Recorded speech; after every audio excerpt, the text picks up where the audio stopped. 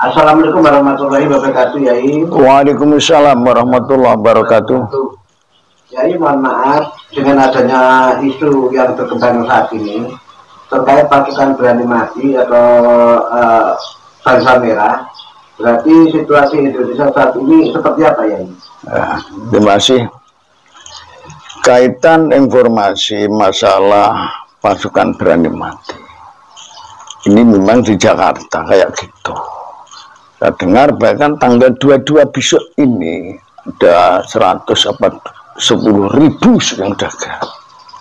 Dan maksud saya kayak gitu itu jangan ditanggapi. Dari kita jangan sampai ada yang keluar, paman diberi duit dan jangan ditanggapi. Apalagi keluar bahwa ikut-ikut diberi uang, ikut-ikut bawa alat tajam, itu jangan, nggak usah tanggapi. Ini mancing-mancing supaya nanti kalau kita bergerak ngelawan, ya carut marut Indonesia gagal masalah apa yang sudah ditentukan, pilkada, apalagi pelantikan. Ini tujuannya antara lain itu. Jadi tetap saya menyarankan untuk masyarakat Indonesia umumnya dan dari kelompok-kelompok apapun yang mengakui ketuhanan yang Maha Esa, itu harus kompak menyatu. Jangan sampai nanggapi masalah isu-isu itu atau gerakan-gerakan itu jangan sampai diikuti. Jangan sampai diikuti. Jadi kita harus tetap tenang. Walaupun mereka bawa apa saja, nggak usah diikuti. Ya, banyak yang tanya saja, saya nggak dilawan. Jangan dilawan. Itu mau membuat apa chaos di Indonesia nanti. Bisa mengagalkan pelantikan. Nggak perlu. Walaupun Indonesia sebenarnya ini Masya Allah ya Rabbi kalau tahu. Walhasil kita harus tetap tenang. Terutama untuk menghadapi pelantikan dan pilkada harus tetap tenang, jangan sampai gejolak sekecil apapun, bawah sampai pusat sampai manapun, kaitan pilkada maupun kaitan pelantikan tinggal berapa hari lagi. Tanggal 20 Oktober pelantikan, sebelumnya harus kita benar-benar menjaga ketenangan. Tanggal 22 nanti kan ketentuan dari KPU masalah calon-calon pendidik, calon pilkada. Ini pun mau diganggu, jangan sampai kita melawan, jangan sampai kita nanggapi masalah itu. Nggak perlu pemarah ini ya situasi gini. Ini kalau saya ungkap semua dari Allah di hati saya. Yang penting saya minta, terutama isu-isu untuk karena gerakan pasukan berani mati, nggak usah ditanggapi, biarkan saja mereka walaupun keluar gimana, biarkan saja. Itu mancing dan sebagainya. Mungkin ada kalau susupan udah mati, itu memang gerakan dari mereka. Yang penting kita tenang. Sekarang masalah gaib dan lain sebagainya, Indonesia ini ada informasi mana? Ya, nggak usah saya sampaikan. Yang penting tenang, itu aja. Jangan sampai rakyat atau masyarakat Indonesia yang menanggapi macam-macam dari ini. Yang penting aku minta Indonesia menghadapi pelantikan Pak Prabowo harus tenang, jangan sampai ada gerakan macam-macam. Harus tenang, bikinlah Indonesia yang aman. Kemenangan Pak Prabowo ini bukan kemenangan kelompok, bukan kemenangan individu. Ini kemenangan rakyat Indonesia. Kemenangan rakyat Indonesia. Ini memang yang butuh. Pertama yang nekan memang saya. Saya yang butuh Pak Prabowo. Pak Prabowo itu siap. Saya yang terima kasih. Dibantu dengan beberapa jenderal-jenderal. Saya yang harus terima kasih. Sebab demi bangsa kita. Demi Indonesia. kita gerakan ini masalah kebangsaan. Ini bukan milik kita sendiri, ini milik bangsa, milik cucu anak cucu kita. Kalau Indonesia sampai lepas, cucu kita diapa? Sama halnya dengan kita nanam kelapa. Bukan hanya untuk kita yang nanam, untuk anak cucu kita yang ditinggalkan. Kita memperjuangkan Indonesia bangsa, untuk bangsa ini, untuk anak-anak kita. Jangan sampai Indonesia dikuasai, dicaplok orang asing. Hilang nama Indonesia. Ini jangan sampai. Karena kita bisa menyampaikan, panjang kalau saya ngomong ini. Umat Islam khususnya di Indonesia ini mayoritas umat Islam. Kemerdekaan Indonesia ini ulama, kiai-kiai dan santri-santri sampai bambu runcing dan sebagainya. Saya ngomong ini juga ini sampai Pak Prabowo ini. Pak Prabowo menuliskan seseorang buat film perjuangan yang murni. Perjuangan kiai-kiai dan santri untuk mengusir Belanda sampai membuat ini. Dikatakan G8, generasi 8, ulama-ulama untuk kemerdekaan Indonesia ini. Ini nanti insya Allah kalau Pak Prabowo sudah dilantik, ikan akan jadi biskup film. Kalau sudah difilmkan biskup, oh ternyata yang berjuang untuk kemerdekaan dulu itu kiai-kiai dan santri-santri. Sampai bambu runcing yang dipimpin Mbah Hasyim Asy'ari, Kiai Buntet. Di Muacini Banyuwangi ada 2 kiai berjuang Banyuwangi.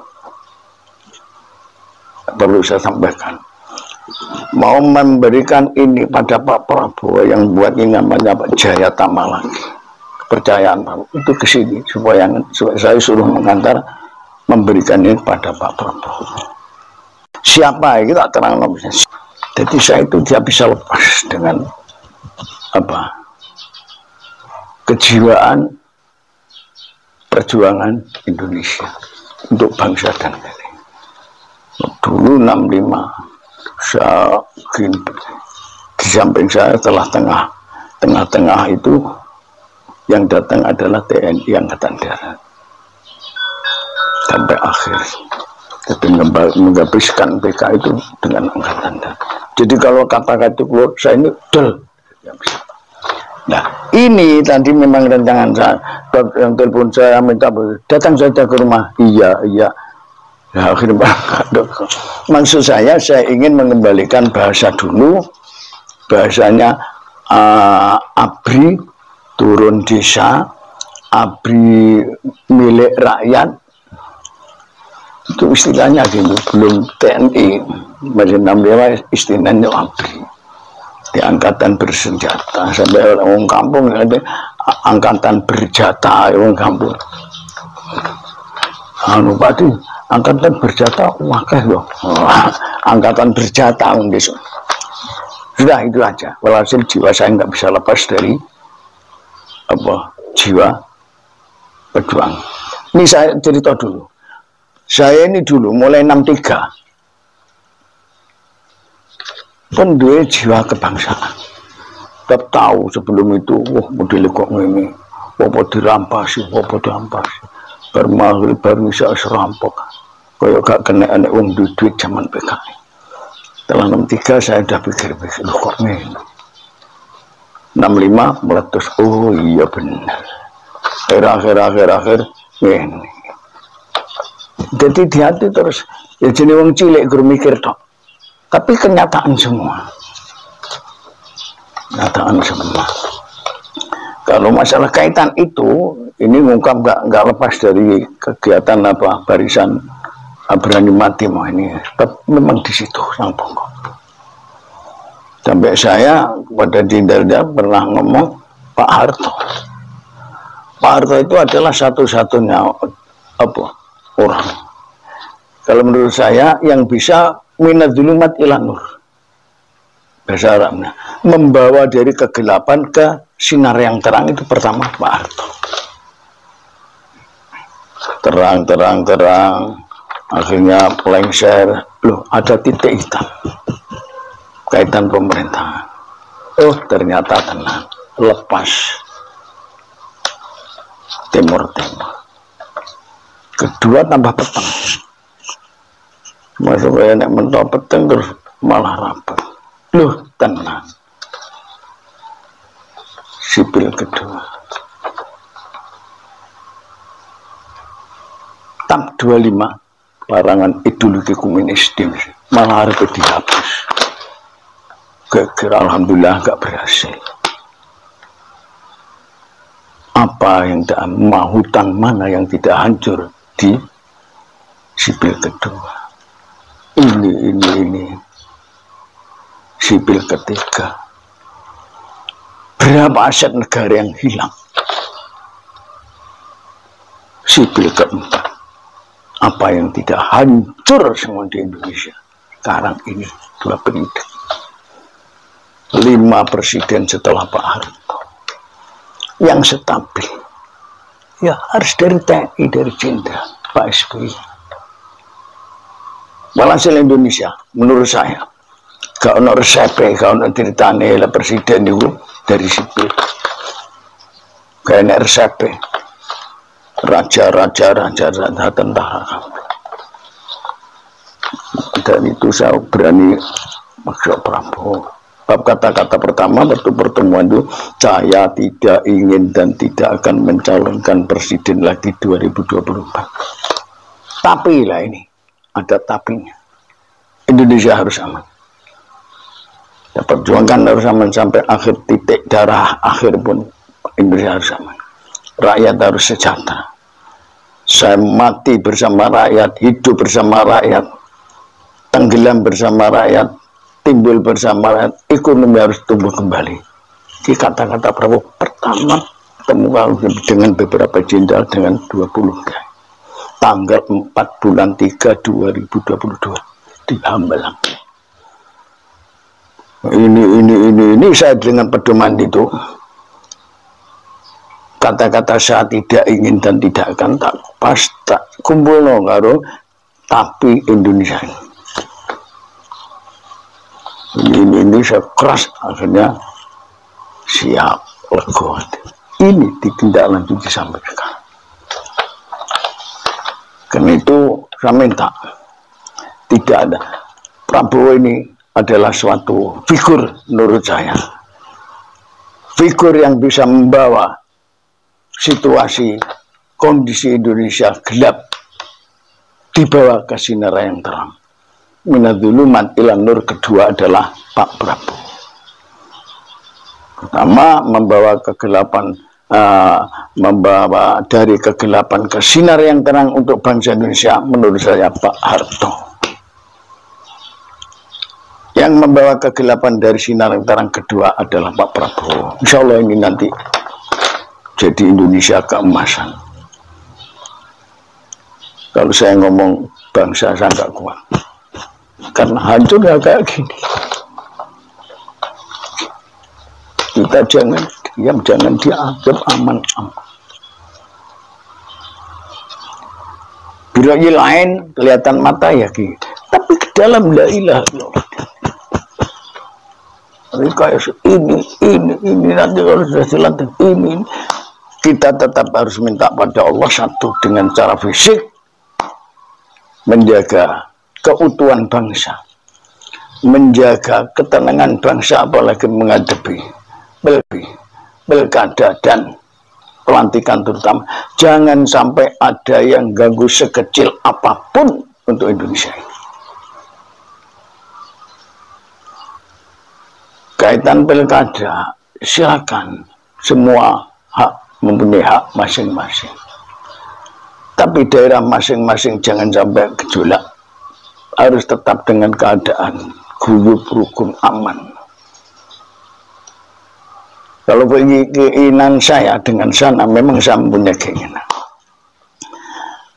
Untuk pilkada, kepala-kepala daerah dimanapun, ini menurut saya, kita harus tahu situasi, itu aja. Yang dipilih siapa ya? Yang mempunyai hak dipilih siapa? Orang yang kalau kita tahu, kalau enggak ya enggak masalah. Kalau kita tahu situasi siapa itu ya harus cara agama. Yang ada di nurani itu baik menurut nurani ya itu. Siapa? Orang yang benar-benar mempunyai jiwa kebangsaan.